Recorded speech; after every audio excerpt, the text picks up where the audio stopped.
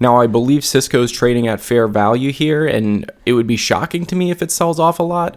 But the chart is telling me that we could see it break a massive trend line. Welcome back in, everybody. So today I want to talk through Cisco Systems as they're going to be reporting earnings tomorrow. I'm going to give you guys what I think is going to be a problem here and why I think we could see Cisco Systems sell off just a little bit more as it's hitting a new 52-week low. Now, when we look at the 52-week range in the stock, it's been sitting around $44 to $58, and we're trading right at the 52-week low. And I'm going to show you why this is probably not a good signal right before earnings. Now, as most of you know, I do think Cisco's sitting right around fair market value. If somehow it dips into the 30s, I think this is really where you want to accumulate shares. This is one that I'm very, very bullish on longer term. I think in the short term, it's going to have some headwinds here because of the amount of acquisitions that it's made. Now, Cisco's making thousands of layoffs, and this is where I think the earnings are going to come in, and we're going to go to the chart, and I'm going to tell you what my concerns are about the chart, because this is looking like it's going to give away long-term support, which to me is very, very concerning. If you've been a long-term investor in this stock, you knew this was coming because of the amount of acquisitions that they made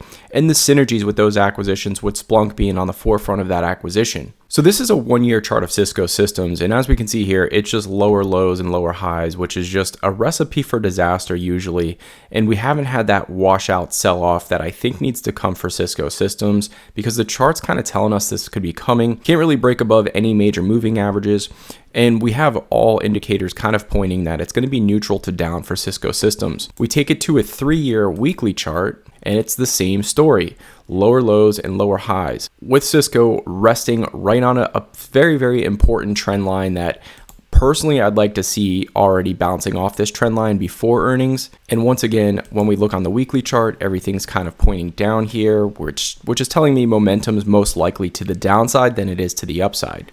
When we think about Cisco Systems really not participating in any sort of rally that this market has had, is where I really get concerned with the relative strength of this stock. When we take it to a 10-year monthly chart, pretty clear to see we have a head and shoulders pattern that's pretty much topping out on Cisco Systems. And then take a look at this trend line that's been in place for 10 years.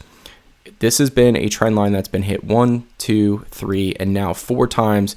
And to me, it looks like we could be breaking down below and getting closer to that $35 mark. When we line that up with the fundamentals, this is the actual ideal price that I personally should be looking for Cisco Systems. And if you guys have been following the channel, one mistake I always make on this channel is sometimes reaching and not being patient. We've been in a very strong bull market, and it's hard to be patient when you're watching stocks that you're interested in getting within 10 to maybe even 20% of your ideal price target, and you start reaching on that.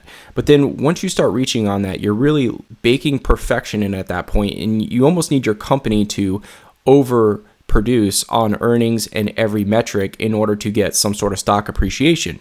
And we could see some pretty significant pullback here of roughly 15 to maybe 20% on the high end before we get another line of support. And we need to see it make some sort of bottoming process here, and it just hasn't. Now, the other side of the coin could be that Cisco really dominates on earnings and they break out of this wedge. But here's the issue with that. We all know Cisco is in a transition standpoint. I just don't think they're going to do anything with earnings, especially with them making layoffs, that's going to shock the markets. So I think things are getting priced in. I actually think they could disappoint on this earnings because they're still in infant stages of incorporating Splunk as a SaaS business into their hardware side of business. Longer term, I think this is a phenomenal setup for Cisco. Shorter term, 1 to 2 years, I think it's going to take more time for this to get efficient and actually surprise on the earnings front. And I don't think it's going to come this time around. The chart's telling me it's possibly not coming this time around. I do think it's at fair value, but I also think it should get cheaper here when I look at the chart.